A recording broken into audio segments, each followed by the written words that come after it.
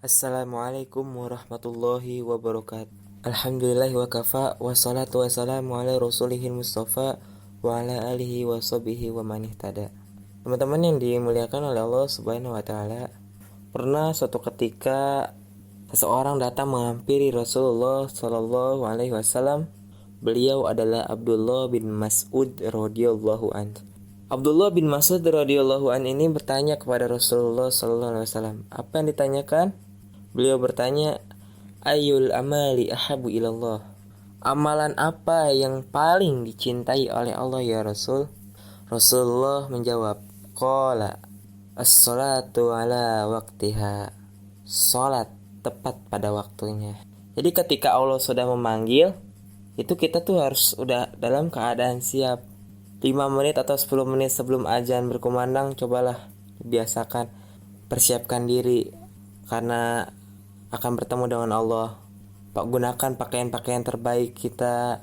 Jadi jangan sampai kita ke mall ketemu guru atau mau ketemu pejabat itu kita pakai pakaian yang rapi, sopan, bagus. Tapi ketika ketemu Allah, kita pakai kaos biasa. Malah ada pakai kaos yang ada di tulisan belakang tuh Hardolin, dahar modal ulin. Itu mengganggu banget itu. Jadi janganlah, gunakan pakaian-pakaian terbaik. Pakai koko. Kalau misal kokonya dicuci pakai batik, boleh. Pakai pakaian yang terbaik yang sopan. Karena kita akan menghadap kepada Allah. Sekarang juga banyak teman-teman sekalian orang-orang yang menunda-nunda sholat, menanti-nanti sholat. Padahal bahayanya na'udzubillah. Orang yang menunda-nunda sholat ini sudah termasuk golongan orang-orang yang celaka. Allah berfirman di dalam Al-Quran, Fawailul lil musallin. Celaka orang-orang yang sholat. Loh, kok celaka? Alladzina hum an sholatihim sahun. Mereka yang lalai dalam sholatnya. Nunda-nunda aja kerjaannya, dinanti-nanti. Padahal lagi free. Nggak lagi ngapa-ngapain, tiduran, buka-buka sosmed, scroll kanan kiri, atas bawah. Azan udah berkumandang, masih aja cuek. Jadi cobalah lebih peka terhadap lingkungan kita, terhadap panggilan Allah. Orang yang nunda-nunda sholat tapi ia tetap sholat aja masih celaka, apalagi orang yang gak sholat, gimana ini coba? Lebih celaka lagi pastinya. Rasulullah SAW bersabda di dalam hadisnya, Man taraka sholata muta'ammidan, barang siapa yang meninggalkan sholat dengan secara sengaja, faqad kafara, maka kafirlah dia. Maka dari itu saya mengajak pada teman-teman sekalian, ayolah kita tingkatkan lagi kualitas ibadah kita kepada Allah Subhanahu wa taala. Karena kita suatu ketika akan wafat. Entah kapan, pasti itu pasti. Suatu kepastian, tidak mungkin tidak. Sebagaimana firman-Nya, Kullun nafsin dha'iqatul maut. Tiap-tiap yang bernyawa pasti akan mati. Tapi yang terpenting dari akan datangnya kematian, seberapa siapkah kita, seberapa banyakkah amalan yang sudah kita kumpulkan, seberapa banyakkah bekal kita yang sudah kita siapkan untuk pulang ke kehidupan yang nyata, kehidupan yang sebenarnya. Yuk kita tingkatkan lagi kualitas ibadah kita kepada Allah. Dan jangan lupa banyak-banyakin berzikir. Karena dengan zikir itu berpahala-pahala yang dengan zikir itu kita bisa mendapatkan pahala-pahala yang luar biasa besar. Lanjut teman-teman, Abdullah bin Mas'ud radhiyallahu an bertanya lagi kepada Rasulullah sallallahu alaihi wasallam. Tsumma ayun? Lalu apa lagi ya Rasul? Dijawab sama Rasul, qala birrul walidain. Berbakti kepada kedua orang tua.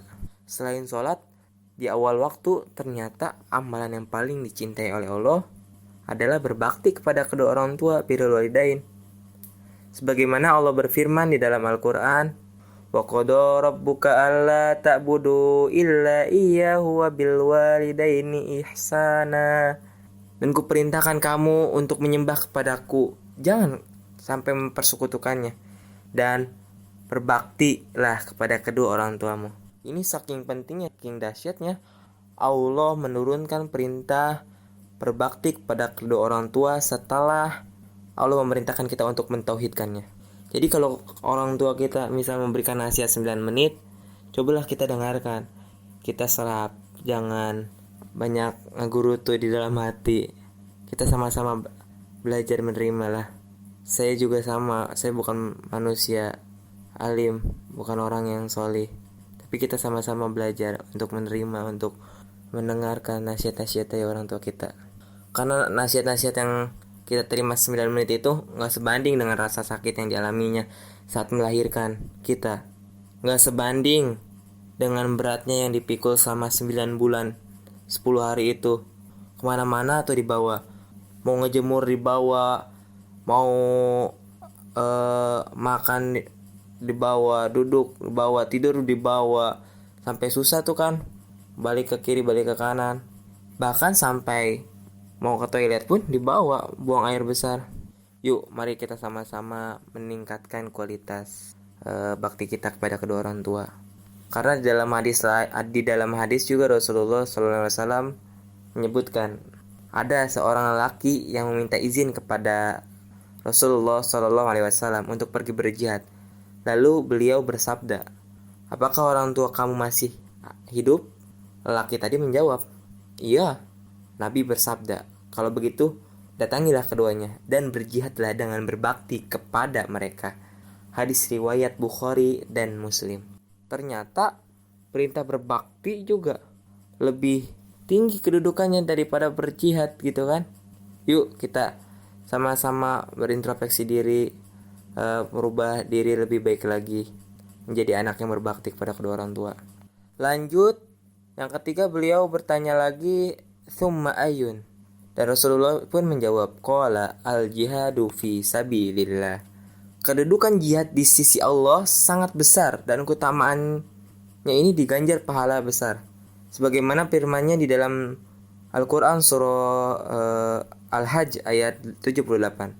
"Berjuanglah kalian di jalan Allah dengan perjuangan yang sebenar-benarnya." Para ulama mengatakan menuntut ilmu adalah bagian dari jihad di jalan Allah. Karena agama ini bisa terjaga dengan dua hal, yaitu dengan ilmu dan dengan berperang dengan senjata, yaitu jihad. Sampai-sampai sebagian ulama berkata, sesungguhnya menuntut ilmu lebih utama daripada jihad di jalan Allah dengan pedang. Allah menjanjikan surga bagi mereka yang berjihad. Rasulullah SAW bersabda, "Wajib atas kalian berjihad di jalan Allah Subhanahu wa taala." Karena sesungguhnya jihad di jalan Allah ini merupakan salah satu pintu dari pintu-pintu surga. Allah akan menghilangkan dengannya dari kesedihan dan kesusahan. Mungkin begitu saja yang dapat saya sampaikan, kurang lebihnya mohon maaf. Saya juga masih belajar, kita sama-sama belajar. Saya, antum, kita sama-sama belajar untuk menjadi pribadi yang lebih baik lagi, menggali ilmu lebih banyak lagi. Wallahul muwaffiq ila aqwamit thoriq. Wassalamualaikum warahmatullahi wabarakatuh.